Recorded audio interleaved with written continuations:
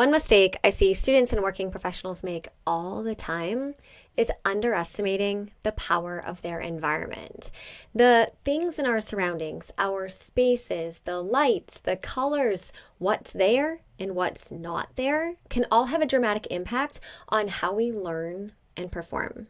In this week's episode of the Learn and Work Smarter podcast, we are talking all about setting up your ideal work and study space. By the end of this episode, you'll hopefully have some motivation and inspiration for tweaking the space that you're currently in. Now, nowhere in this episode am I going to advise that you go out and buy anything expensive or spend money trying to match something that you find on Pinterest. Nothing like that. My intention is to give you some ideas and to encourage you to think about the way that you're currently operating or not operating in your current space, to encourage you to see if there's any area, no matter how small, that you can improve. So thank you for being here today, and let's get started. Now, as I said at the top of this episode, our environments can have a significant impact on our productivity, but not just that. Our work and study spaces can also impact our emotions, our focus, our motivation, and how well we actually do the tasks that we're supposed to be doing. In just a moment, I'm going to share 10 strategies that can help you elevate your work or study space. You can try one, you can try them all, but if you are listening to this episode, then I am assuming you could probably benefit from just trying something. The tips are not in order of importance, as what's important is subjective, and it honestly depends on what your current workspace or study space status is at. All right, let's jump into the 10 tips. Hello, you are listening to the Learn and Work Smarter podcast, the podcast for students and professionals who want to learn and work smarter. I'm your host, executive function coach, and founder of schoolhabits.com, Katie Azevedo. As a reminder, everything I mention in today's episode will be linked in the show notes, including a link to the transcript, which you can also find at learnandworksmarter.com/podcast.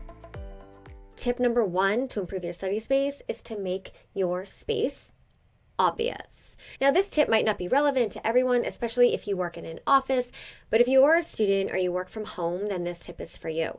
When I say make your space obvious, I'm suggesting that you actually create a space that can remain set up and looks like a place that you'd want to sit down and do your work in. If you're a student, this could simply be a table or desk in your room, but it is not the kitchen counter. Because at the end of the day, the kitchen counter is going to have to return to being the kitchen counter, right? If you work from home, I'm suggesting, we avoid working on the couch. Hear me out. When we walk into a gym and we see gym equipment and machines, we get psyched up and ready to work out, right? Or when we walk into a kitchen and we see food or, even just suggestions of food, we get hungry. When we walk into a party and there's music, we become ready to socialize. We need to look at our work and our study spaces the same way. Now, if you're doing your work in a location that doesn't look like a place that you would do work, you're doing nothing for your motivation or for your focus. Even a simple table lamp, a pencil holder, a pad of sticky notes, right, is enough to trigger your brain to say, hey, this is where I do my work. Now, workspace tip number 2 is to keep surface clutter minimal. Now, everyone has a different threshold as to what they consider clutter, right? Some people could have a million things on their desk, and that has absolutely no impact on their productivity or focus. But some people, like me, become overstimulated and distracted by anything more than the bare essentials. Now, you might be different than me. You have to experiment. So I am not here to tell you to keep nothing on your desk or your workspace. Rather, my suggestion is to get you to ask yourself the difficult question of, is what's on my desk helping me? Now, at the end of the day, you might love candles and figurines and 54 pens and 11 picture frames, but you need to ask yourself, is that really helping me reach my goals? Is there another place that you can put all of those decorative items? When we're working on something challenging like studying or writing a report or thinking or, whatever our job entails, we set ourselves up for success when we surround ourselves with just the things that support our concentration and the work that we're doing. So a practical strategy to get your workspace to the state of optimization is to start by taking everything off the surface. I know that's annoying. Everything. Yes, this takes time. Everything. And then clean the surface. And then before you throw everything back where it was, I want you to take each item and ask yourself, do I use this item every day or most days? And if the answer is no, then it does not belong on your desk. So for example, let's say that you have a pencil sharpener on your desk. I'm just going really basic here. At first, you're probably like, yeah, I use the pencil sharpener. But like, are you really using it every single day? I mean, are you really wearing out that many pencils? I mean, maybe if you're an architect. But could you maybe store the pencil sharpener away and then take it out on the infrequent times that you need it? In a coaching session with an adult client recently, we had this exact same conversation. She had a small printer that she kept on her desk. Now, she's a tax accountant and she actually did, have to print things once in a while pretty regularly. But space on your desk is valuable real estate, and the printer just didn't make the cut. We actually put it under her desk where there was plenty of room, and that opened up so much more space, like surface space, for her to feel more mentally clear and have room to spread out what she needed to spread out. Right? She fought me on moving the printer, but at the end of the day, she's like, oh my gosh, like, why didn't I do that sooner? Another quick tip that goes along with this tip is to make an effort to clean up and tidy your work or study space whenever you're done with it for the day. Even if you're going to need those same materials the next day, straighten it out, put away what you can. And remember, the fewer things you have on your desk, the easier it is to clean. Workspace tip number 3 is to use a visible time element. I know we all have timers and clocks on our phone, but if you are serious about working and studying with minimal distractions, then your phone doesn't deserve a place on your desk. I suggest that you have some other kind of clock. I don't know, like a cheap digital clock you can get on Amazon or from Target, one that you have laying around somewhere already at your house, and then set that up on your desk or, even on the wall instead. In episode 14, I talk about the Pomodoro technique, which is a time management technique that involves using a timer. It is a fantastic focus and productivity tool that requires an actual timer. And in that episode, I recommend those cube timers that have like a set time interval on each face of the cube. The benefit of having some kind of external clock besides your phone, if it's a cube timer or a digital thing that you put on the wall, whatever, is that you can see the time without getting sucked into the vortex of your phone. Because you know as well as I do that even a simple tap on your phone just to boop, check the time, right, can lead you down a rabbit hole that is so hard to come back from. Now this tip and the following one support tip number 1, which is to make your study space obvious. So if you're creating a space that's, designated to work and learn, and you have the privilege of being able to leave that space set up, you don't have to take it down each day, then having a clock on your desk or on a wall near your space contributes to it looking like a place of work. And then that takes us to the next tip number 4, which is to incorporate a visual calendar into your space. Yeah, I know most of us are using a digital calendar these days, and that's fine, and that is awesome, and keep doing that. I do that. Or even maybe if you're already using an analog calendar, like tucked inside of a paper planner or something, that's great too. Keep doing what you're doing. But what I'm talking about here is some kind of old school wall calendar, or you can even get the type that's like the desk pad calendars, to protect your surface. And this is more of a reference thing than anything else. So sometimes when we're working or we're studying, we just need to check the day. Check how many days away a deadline is. Simple things like that. And again, anything that can separate you from your phone is going to help you in the long run. Again, like I said, this as well as some kind of, clock element contributes to the vibe of your workspace. It makes it visually triggering as an actual place of focus. Now, workspace tip number 5, keep important items no more than 2 touch points away. Whenever we're talking about organization, the goal is always to reduce friction. So whether we are organizing a work bag, our digital files, our kitchen drawer, or our workspace, we should be looking for ways to reduce friction in our workflow. And one way to do this is to keep frequently used items no more than 2 touch points away. So for an example, if you regularly use sticky notes, because your name is Katie Azevedo, then I don't recommend storing them inside a container inside of a drawer, because you'd have to open the drawer, open the container, pull out a sticky notepad, right? That's, if you count with me now, 3 touch points. And then when something is more than 2 touch points away, not only does it create friction to access that thing that we're looking for. But we're also less likely to put it away when we're done with it, right? Because it's too annoying to do so. And that's what contributes to the clutter. Now, this might sound silly, but when you're putting items back on your desk after you removed them, as I suggested in tip 1, right, or tip 2, I want you to ask yourself, do I use this regularly? And if the answer is yes, okay, you should have already done this, then I want you to count out loud to yourself how many touch points there are to access where you plan to store that item. Okay, yes, 1, 2, 3. If you're hitting 3 and 4, rethink where you're going to store it. The work and study space tip number 5 is to consider a processing folder or tray. This tip is not for everybody, and it depends on the type of work that you do at your desk. It's also more practical for working professionals and college or graduate students, and maybe not so much for high school students. Now, some jobs are entirely digital, and you won't have any paper at all. And if that's you, then you can go ahead and skip ahead to the next tip. But if you tend to accumulate papers on your desk, I suggest you use some kind of processing folder or a tray to keep all of your active papers organized. No, this is not a filing system or a place to collect trash, but it is a spot on your desk where you can reliably store and find papers related to things that you are actively working on. The key to stop this processing bin, or whatever you want to call it, from just becoming a messy pile of papers is to go through it regularly.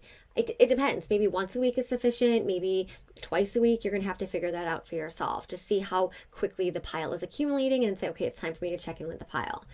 So for example, if you're working on a project for, more than an afternoon, maybe a few days or a few weeks, and there's some kind of papers that go along with the project that you need to access or use most of the days, you can store them in that processing tray. You can also consider storing papers in there that literally need to be processed. So this would be things like meeting notes that you have to clean up and review, forms that need to go somewhere else, things that need signatures or some kind of follow-up. Think of the bin as something that says has a sign on it that says pay attention to me.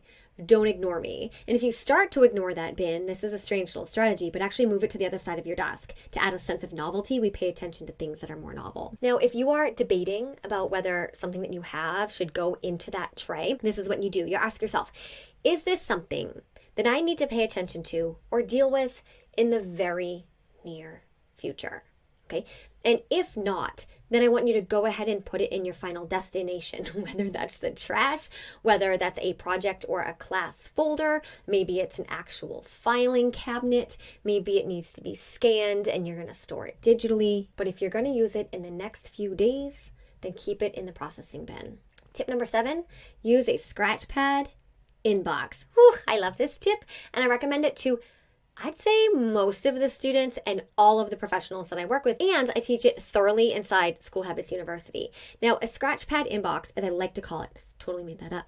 It's just simply a piece of paper or a pad of paper that you keep on your desk to capture all of the things that come your way, both internal and external during a work or a study session. If you get an idea, you remember something that you're supposed to do, anything pops into your head, a message that you have to reply to, someone calls and it goes to voicemail, right? You don't want to stop what you're doing and tend to those things, or you're going to lose focus and you probably won't get done what you're supposed to get done. But if you try to ignore it or tell yourself that you'll remember it later, your brain is going to spend precious energy trying to remember that. It's going to do everything it possibly can to keep that little reminder in the background. And that is going to divide your cognitive resources between remembering that thing and then doing the task that you're working on. And that is not at all what we want. So the simple act of writing things down on a piece of paper, which I call the scratch pad inbox, helps you stay focused, organized, and then less stressed. Now, if you're someone who regularly practices brain dumps, then you could consider this kind of like an open, ongoing brain dump that just ends when your work or your study session ends. So that means when you get up from your desk or, shortly thereafter, you would look at your scratch pad inbox and you'll deal with whatever's on there. There's a high chance, this is the best, when some of those things just needed acknowledgement. And there's no action. You look at it and you're like, oh, well, I just needed to get that out of my head, right? But if anything on that scratch pad inbox is a task that requires action, put it in your task management system. All right, work and study space. Tip number 8 is use the right lighting. Now, I opened this episode with emphasizing the importance of not underestimating the power of our environment on our focus and on our mood. And a significant component of our environment is lighting. We all have different preferences for lighting. That's fine. I'm not totally here to recommend like one or another, but this strategy is to inspire you to think about lighting as a controllable part of your workspace and not something that just exists. Okay, funny story. Story time. I had a corporate job right out of college as an assistant editor at a tech company. And it was honestly my very first experience with the cubicle and a hugely open working environment. It was like a massive building, all open cubicles, right? There were actually lots of windows, but my cubicle was more in the middle of the room, so I didn't get that direct sunlight. In the first week on my job, I brought a small desk lamp to put on my desk. Yes, I did. Now, the purpose was twofold. I brought in a warmer light bulb to offset the, neon fluorescent lights from above that I just didn't like. And also, it changed the vibe of my very industrial workspace to be more like library, like the college library I had essentially just graduated from. Okay, were some people in the office like, what the heck? You bet they were. Good thing I didn't care back then, just like I don't care now. But before I left there, almost 2 years later, this is the best part, other people had desk lamps on their cubicle desks, okay? I like to say I started that trend. Now, I'm not saying you have to get a desk lamp for your cubicle, but maybe, get a lamp with the right color light bulb. Maybe you just have to change the light bulb from cool to warm or to neutral, right? Maybe you already have a lamp and you can just tweak what's there. Or maybe you're lucky enough to have the option to move your desk closer to a window. The point is to think about lighting as something that you can intentionally design and something that you have control over, just like other elements of our workspace. All right, tip number 9, have enough surface space either on the left or the right of your computer. Now, this tip might sound a little funny, but it's something I've noticed a lot of people overlook, especially people who work from home or have small workspaces to begin with. So most desks, if it's a legitimate desk, have that opening for the chair right in the middle. You know what I mean? And that's not necessarily bad, except if the work surface is small. Why? Because if we have a small-ish workspace surface, that's fine. But if your device or laptop is right in the middle, then you're not going to have sufficient space on either side, the left or the right, to fit a notebook, a time block plan, your to-do list, your textbook, whatever it is that you need that's related to the task that you're doing. If you're the type of person who likes to go to, cafes or libraries to do your work, I want you to keep your eye open for tables or surface areas that allow you to put your laptop on one side with enough space on either the left or the right side for these types of things. Now, what side obviously depends on if you're a lefty or a righty, of course. Now, if you're working with a large surface area, then honestly, this tip is not going to matter so much because you're going to have plenty of space on either side. So this is more relevant if you're dealing with limited space. And one more thing about this tip before I move on to the 10th tip, you might be thinking that you don't need any other space besides just the space for your laptop or your computer. And this might be true some of the time, but I am actually inviting you to reconsider what you have in front of you while you are working. Now, in an earlier tip, I forget what tip number at this point, but I mentioned the idea of having a scratch pad inbox, was that like 8 maybe, 7, I don't know, to collect those random thoughts and ideas that pop up during the day. Okay, well then if you're going to use that strategy, you're going to need a place to put that piece of paper or that notepad. If you're going to try to time block, right, time block planning to increase your productivity and focus, then you're going to need a place to put that time block plan. Because I do suggest, honestly, if you're going to be time block planning, you do it on paper. And yes, of course, I have a free time block plan for you to download and print or use digitally. That will be in the description box if you're watching this on YouTube, or in the show notes if you're listening to this as a podcast. All right, tip 10, last tip. Kind of, use a tech box. This is another workspace tip that won't necessarily apply to everybody, but I've seen it help enough people that it made the list. Tech boxes are nothing fancy. It's not like a legitimate thing. It's just the name that I'm giving to the idea of storing away all your chargers, your mics, your USB things, your drives, your webcams, backup batteries, any tech that's related to your work or study space that you don't need using up valuable permanent real estate, okay? Even if it's something you use once a week, I would consider storing it in a tech box under your desk or in a drawer. It can even just be a box that you keep on the floor next to you. If you have multiple devices and multiple chargers and things could get mixed up, then just label each one with a simple piece of tape and a Sharpie. You don't need anything fancy for your tech box. I'm talking like a shoebox or any basket that you have laying around, or one of those big, plastic Tupperware type things. Doesn't have to be fancy. You're not going to go to Amazon and search for tech box because it's just something that I've made up. Now, this simple strategy of not storing every single piece of tech on top of your workspace really makes a difference in terms of the clutter, the distraction, and the subconscious attention that we pay to everything else besides the task that we're working on. All right, so if you're counting, that was 10 tips. But I do have one more, a bonus tip, so to speak. And that is to keep in mind balancing function with flair. Yes, I do want you to consider all these 10 tips that I share today. You can choose which ones apply to you. That might be one, that might be all of them. But as you tweak your workspace, or maybe even overhaul it altogether, I want you to keep in mind that you've got to find a balance between functionality, so that's how the space works for you, its utility, its ability to support your focus, your productivity, and your goals, okay? And then the flair element. Those are the little things that are unique to us, that we incorporate into our work or study spaces that make us happy. Now, of course, I'm maintaining the belief that we should keep clutter to a minimum, but that doesn't mean that your space should not inspire you. So, hear me out. If you use sticky notes regularly, okay, and it's one of those things that you are going to keep on your desk, that's the function. But then you add the flair by investing in sticky notes that you want. Consider a unique color. Get the pop-up dispenser you want. Get them custom made or order them from a shop on Etsy so that they are uniquely you. As I said earlier, I suggested hanging some kind of like calendar, or it could be like a desk pad, and having a visual time element in your space. Well, there is room for flair and personality in both of those tips too. So you can incorporate fun and flair into the function, if that makes sense. All right, my friends, I hope this episode inspires you. If you need a reminder of what the tips are, then save this episode, take a screenshot, write down somewhere, learnandworksmarter.com/podcast/16.